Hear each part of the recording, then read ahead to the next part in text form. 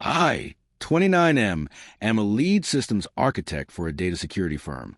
I own a modest but really comfortable house in the suburbs. I drive a reliable car that I paid off 3 years ago. And honestly, I just prefer a quiet, predictable life. For 2 years, I dated my ex. She was 27, worked off and on in social media marketing, and treated her entire life like she was constantly auditioning for a reality TV show. She also came with a permanent, incredibly annoying shadow. Her friend.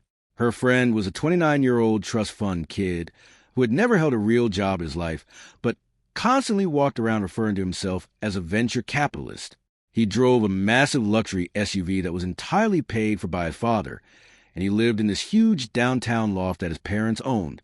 I never liked him, and he definitely never liked me. But I tolerated his existence because my ex constantly insisted he was just a platonic sounding board for her career, and that I was being insecure if I brought it up. The turning point for all of this happened on a Thursday evening. We were out at a really upscale steakhouse downtown. It was actually supposed to be a private dinner to celebrate my recent promotion at work, but my ex had invited her friend at the last minute without even asking me. He showed up, immediately ordered the most expensive cut of Wagyu beef on the entire menu, a massive tower of raw oysters, and a bottle of imported red wine that cost more than a car payment. I knew exactly who he expected to pick up the check at the end of the night. Throughout the appetizers, he just kept making these passive-aggressive, entirely uncalled-for comments about my career. He called my promotion a corporate treadmill. He talked loudly about how real wealth is only made through disruption and vision, not by clocking in for a boss. I mostly just ignored him and focused on my food, not wanting to ruin the night. But then, the wine started really kicking in, and he got much bolder. He leaned all the way across the table, swirling his expensive glass of wine, and looked right at me with this incredibly condescending smirk. You know you're a nice enough guy, but you're boring. You just play it safe. She could do way better than you. She needs someone with actual ambition, not a guy who just stares at lines of code in a dark room all day. The entire table went completely silent. I slowly looked over at my ex. I fully expected her to defend me. I expected her to tell him he was crossing a massive line and ruining our evening. Instead, she just took a slow, deliberate sip of her cocktail and looked away, with this tiny, self-satisfied smirk playing on her lips. She completely agreed with him. I didn't yell. I didn't make a scene. I just quietly put my fork down. I picked up my cloth napkin, wiped my mouth, and looked right back at her friend. Ambition, I said softly, making sure my voice was dead calm.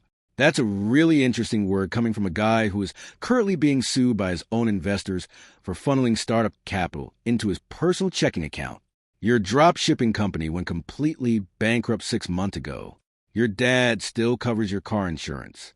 You're almost 30 years old, and your absolute greatest achievement in life is convincing strangers you aren't entirely financially dependent on your mother. His face flushed a deep, ugly shade of red. He opened his mouth to say something, but nothing came out. My ex slammed her glass down hard on the table. The ice rattled loudly, and a few people at the tables next to us actually turned to look. Excuse me? How dare you speak to him like that? He is my best friend. He is a visionary. You are just incredibly jealous because he actually takes risks. I'm not jealous of a man who can't even afford to pay his own rent, I replied evenly. She stood up so fast her chair scraped loudly against the hardwood floor of the restaurant. Apologize to him right now. Apologize, or we are over. I mean it. I will not tolerate this kind of toxic disrespect from you. I looked up at her. I looked at the sheer, unadulterated entitlement radiating from her posture. She actually thought she held all the cards. Then I looked at her friend, who was smirking again, clearly thinking he had just won some kind of massive power play. I just smiled. I didn't say a single word. I reached into my wallet, pulled out exactly enough cash to cover my own steak, my side dish, and my one beer. I placed the bills neatly on the table. Then I stood up, turned my back on both of them, and walked straight out of the restaurant. I didn't look back once. The drive home was incredibly quiet. My phone didn't buzz a single time. I knew exactly what she was doing. She was waiting for me to break. She was waiting for frantic text messages, the desperate apologies, the panic pleas to save the relationship. She was so completely accustomed to men just bending to her, well, that she couldn't fathom I would actually walk away. I went inside my house, made myself a fresh cup of coffee, and just sat in my living room enjoying the absolute peaceful silence. The next morning, I checked my phone. Nothing. By Sunday evening, she finally realized I wasn't to chase her, so she sent a text. It was incredibly long, completely dramatic, and deeply manipulative. She wrote, "I am staying at Friend's Loft. I am giving you the space you clearly need to process your massive ego problem and your toxic insecurity. I will not be returning to that house until you are ready to have a mature conversation and offer a sincere, groveling apology to both of us. Until then, do not contact me." I read the message twice to make sure I fully understood what she had just handed me. I took a screenshot and backed it up. Then, I replied with a single, carefully worded sentence. I wrote, "I understand, and I accept your formal notice that you have moved out and surrendered your residency at this address." Her response came back about 3 seconds later. It was just a massive string of question marks. I completely ignored it and put my phone on silent. Monday morning, I took the first half of the day off work and went straight to see my lawyer. He is a very practical, no-nonsense attorney who specializes in property and civil disputes. I sat in his office and showed him the printed screenshot of the text exchange. "She isn't on the deed," I explained to him. "She isn't on the mortgage. We have no written lease agreement whatsoever. She has never paid a dime of rent or utilities, and she just declared in writing that she is living somewhere else and will not return until I meet an entirely arbitrary condition." My lawyer reviewed the screenshot carefully, tapping his pen on his desk. He nodded slowly. "In this state, a tenant who does not pay rent and voluntarily vacates the premises while explicitly stating an intention not to return has legally abandoned the property. Her text message is legally binding evidence of surrender. Because she formally stated she is living elsewhere, she has forfeited her month-to-month tenancy rights. You are legally in the clear to change the locks today. If you had just locked her out after an argument, it would be an illegal self-help eviction. But she essentially just handed you the keys, legally speaking. I didn't waste a single second. I hired a professional locksmith that same afternoon. Every single lock on the exterior of my house was replaced by 4 p.m. I then spent the next 3 days methodically packing up every single item she owned. I didn't throw anything away or damage anything. I was incredibly meticulous. I folded her clothes neatly, bubble-wrapped her expensive cosmetics, and boxed up all her shoes. I rented a climate-controlled storage unit 2 towns over, paid for exactly 1 month of rent in advance, and moved all her boxes into it. I took a continuous, unedited video of the pristine condition of her belongings inside the unit to prove I hadn't damaged a thing.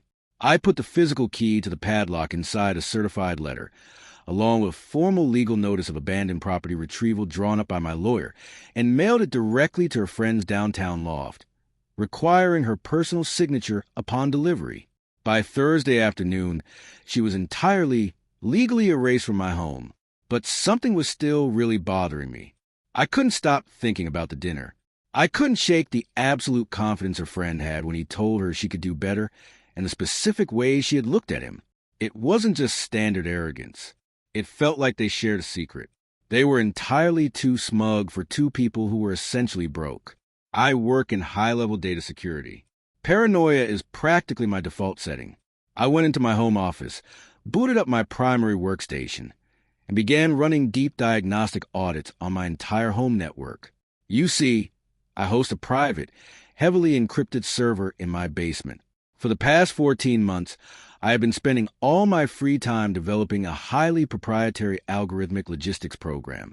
It was a complex piece of software designed to optimize shipping routes for massive global freight companies. It was capable of saving a major corporation tens of millions of dollars a year in fuel and transit time. It was my absolute retirement ticket, and my ex was the only person in the world who knew I was building it. I started checking the access logs on the server. My stomach completely dropped. 3 days before the disastrous dinner, there was a massive data transfer flagged in the background logs. Someone had carefully bypassed my secondary firewall.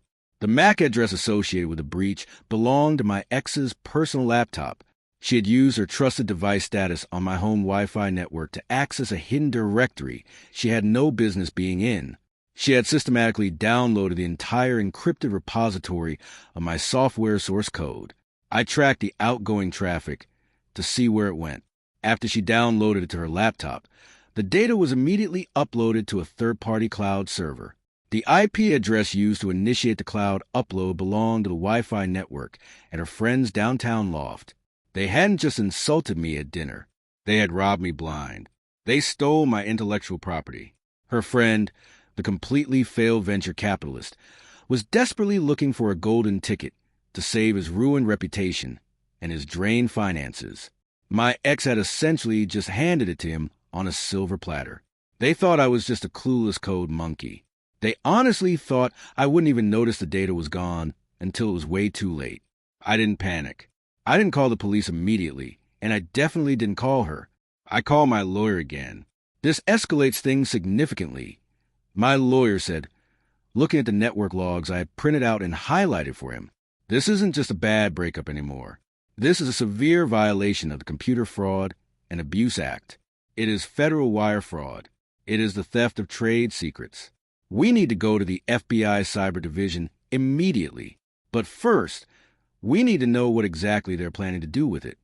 They can't do anything with it yet. I explained, a really cold, satisfying feeling settling over me. The repository she stole is heavily encrypted. She basically stole the lock safe, but she doesn't have the combination. The decryption key is a physical YubiKey token sitting inside a fireproof safe in my office right now. She needs that physical token to make the code readable. Otherwise, what they have is just gigabytes of completely useless garbage data. My lawyer smiled. It was a terrifying, shark-like smile.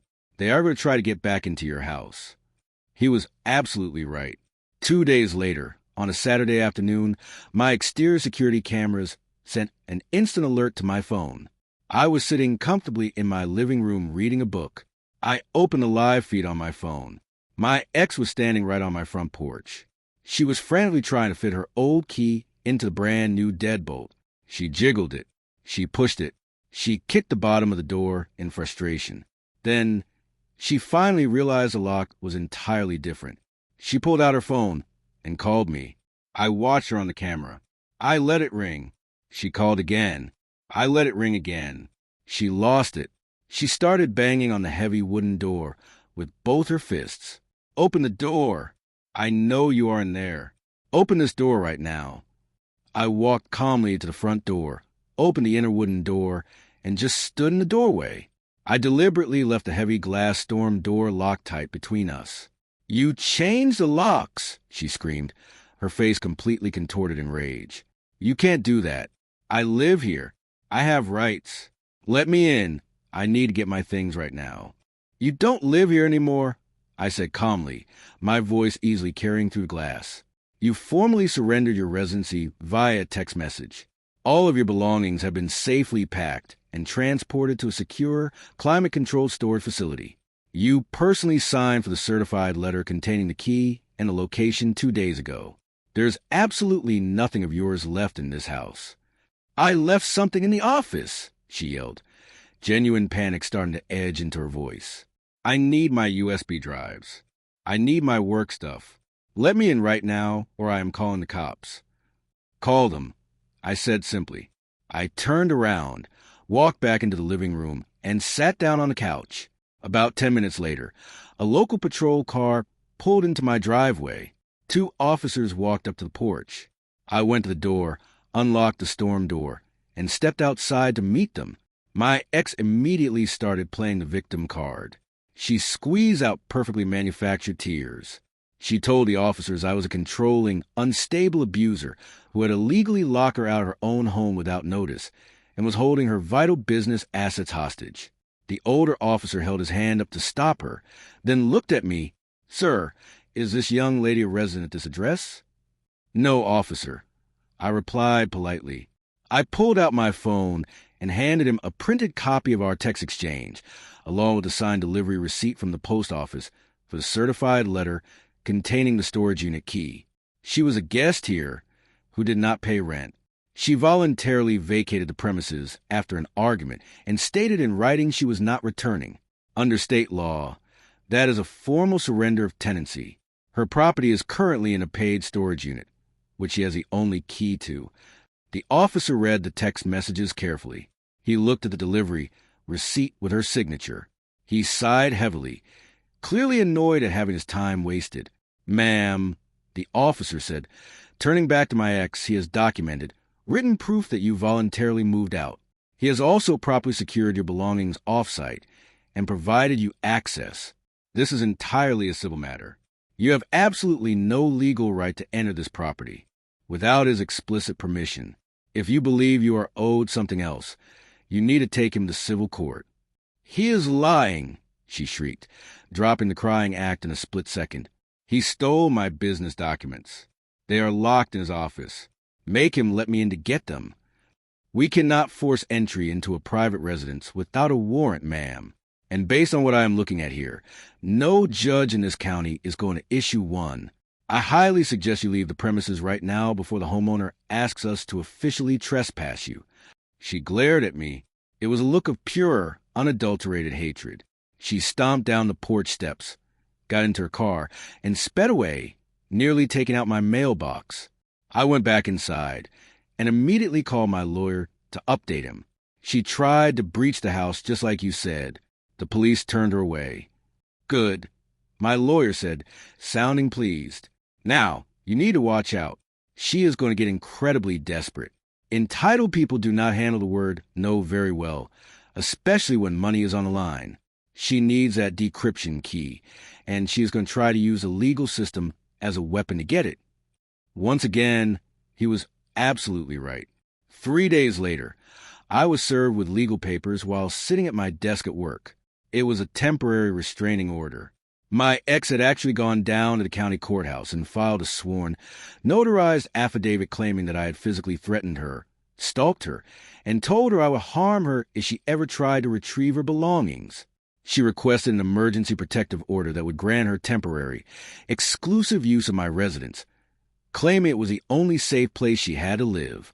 It is a very common, incredibly dirty trick used in nasty divorces to legally force a spouse out of their own home. The temporary order was granted ex parte, which means it was granted by the judge without my presence or ability to defend myself, based entirely on her sworn lies. I was legally barred from returning to my own house. I had to pack a bag from my office locker and check into a local hotel. The formal hearing to argue the facts and make the order permanent was scheduled for 10 days later. She thought she had completely outsmarted me. She thought I would be terrified, sleeping in a cheap hotel, while she had free, legally protected reign of my house to tear apart and search for the UB key. What she didn't know was that the very first thing I did after discovering the data theft was upgrade my entire internal security system. The exact moment the court order was served to me, I quietly disabled the electronic deadbolt on the front door from my phone app. I knew she would come, and she did. My hidden, motion-activated interior cameras caught absolutely everything. She arrived with her friend 2 hours later. They spent 4 straight hours tearing my home office completely apart. They opened every drawer, hacked into my local backup drives, tore books off the shelves, and searched every single inch of the room looking for that physical token. They found absolutely nothing, because the token was sitting safely in my pocket at the hotel. The day of the formal court hearing finally arrived. I sat quietly at the respondent's table with my lawyer. My ex sat across the aisle at the petitioner's table. She wore a modest, very conservative dress and had her hair pulled back. She looked incredibly fragile and scared. It was a great performance. Her friend sat in the gallery right behind her, glaring at me with this look of immense, smug satisfaction. The judge, a stern-faced woman with decades of experience on the bench, called our case. She asked my ex to take the stand and testify to the claims in her affidavit. My ex took the stand. She described in vivid, tearful detail a completely fabricated argument that allegedly occurred the night of the steakhouse dinner. She claimed I came home in rage, backed her into a corner of the living room, raised my fist, and told her if she ever tried to leave me or take her things, I would destroy her life. She squeezed out real tears. The performance was absolutely flawless. The judge turned to my lawyer. Counsel, does your client have a response to these very serious allegations? My lawyer stood up.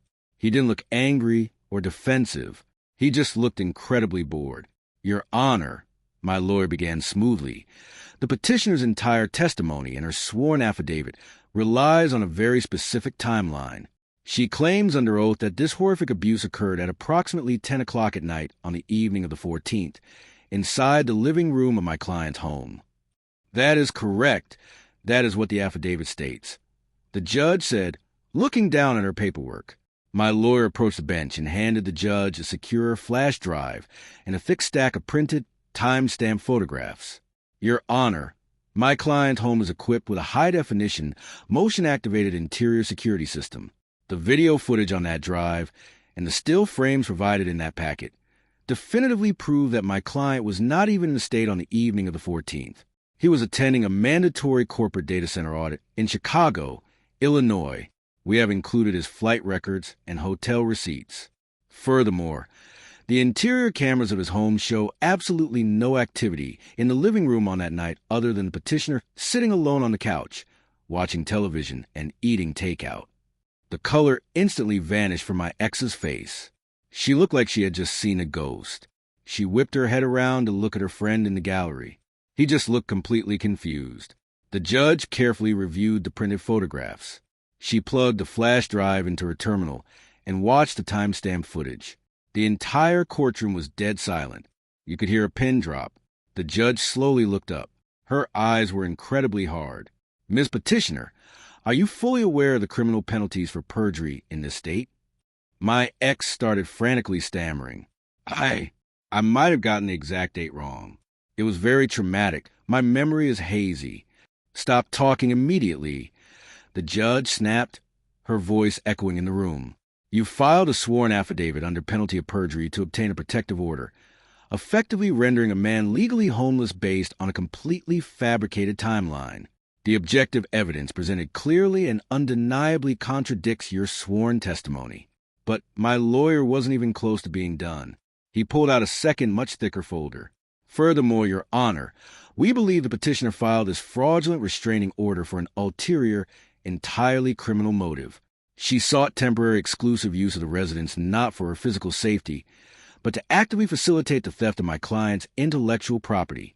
I have here video footage from 3 days ago.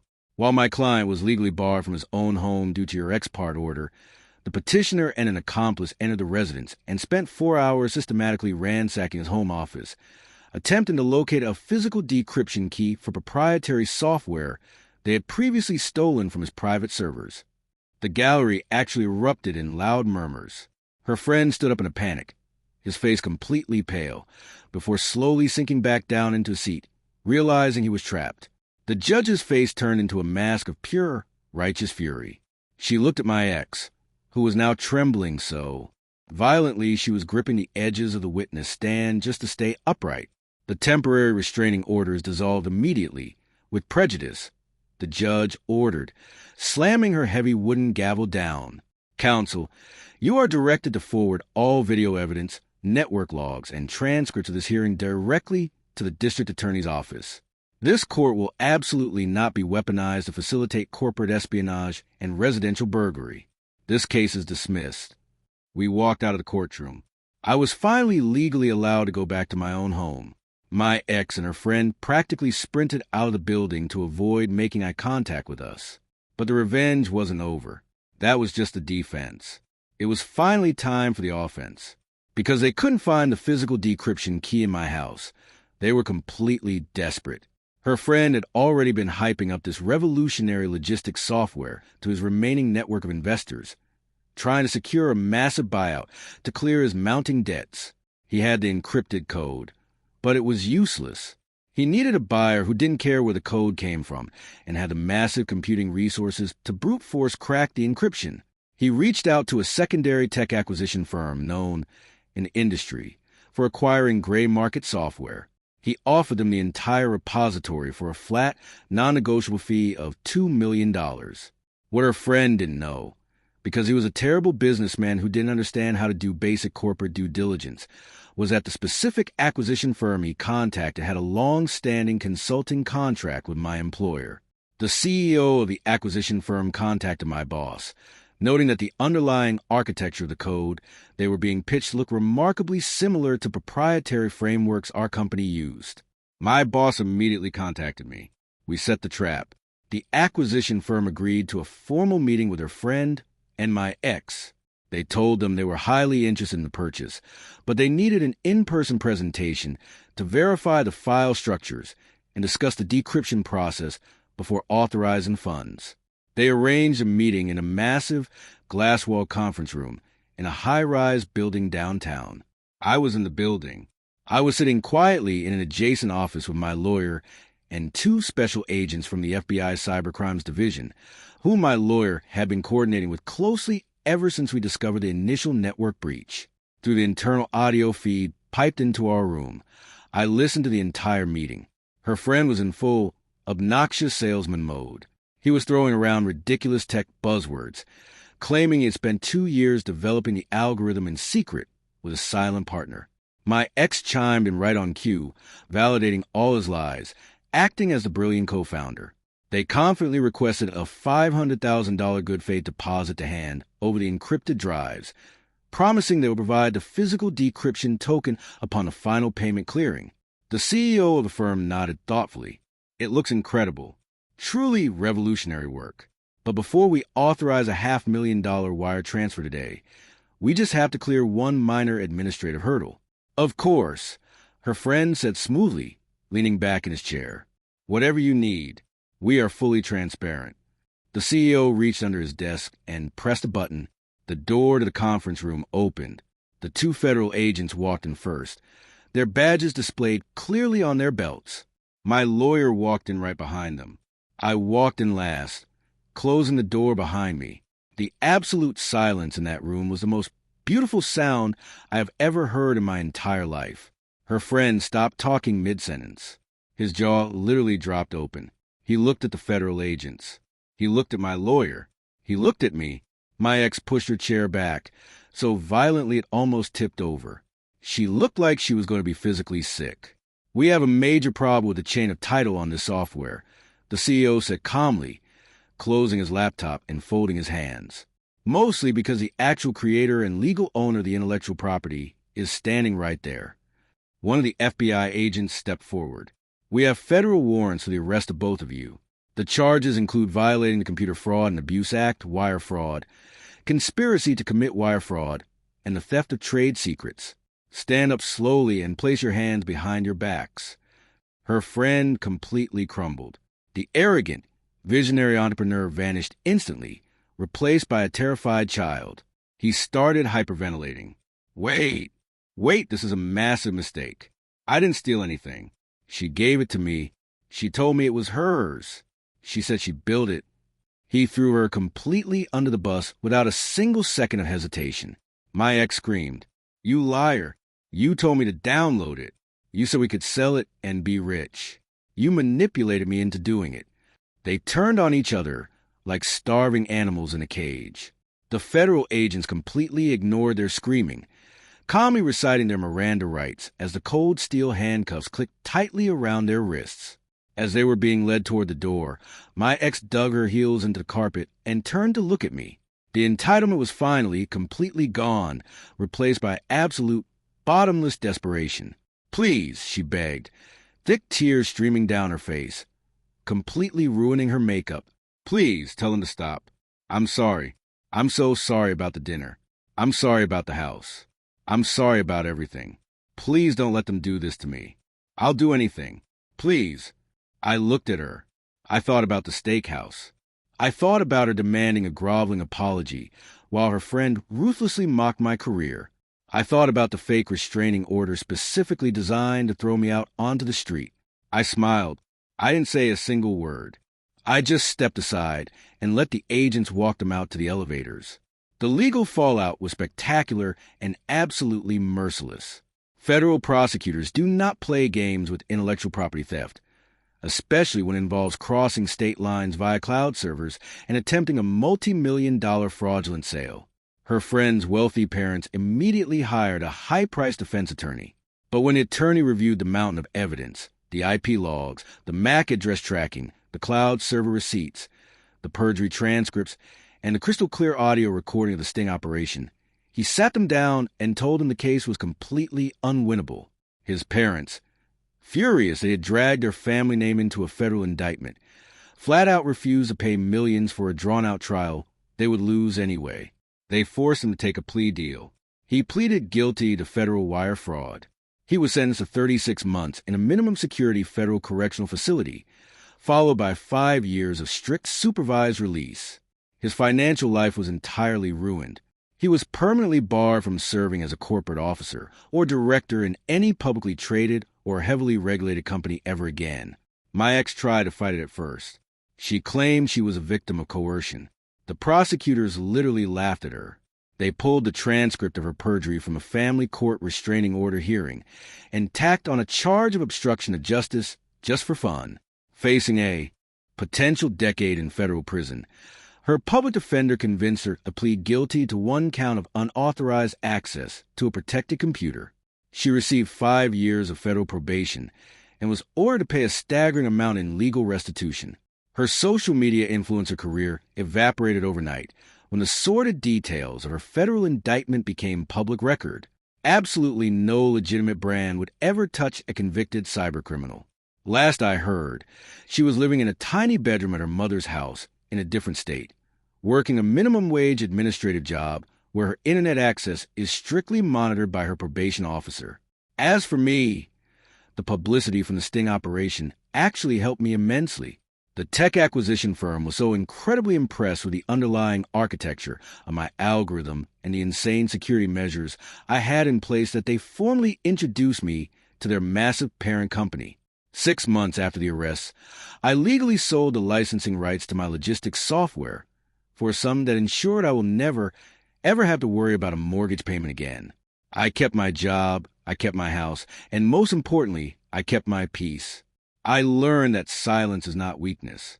Sometimes, silence is simply giving an entitled person exactly enough rope to legally hang themselves. I didn't need to scream or demand respect. I just needed to secure my perimeter, gather the data, and let the consequences arrive precisely on schedule. If you want more stories about surviving absolute chaos and executing flawless, legally binding revenge against people who think they are smarter than you, make sure to hit that subscribe button. It's completely free and definitely won't end with you taking a federal plea deal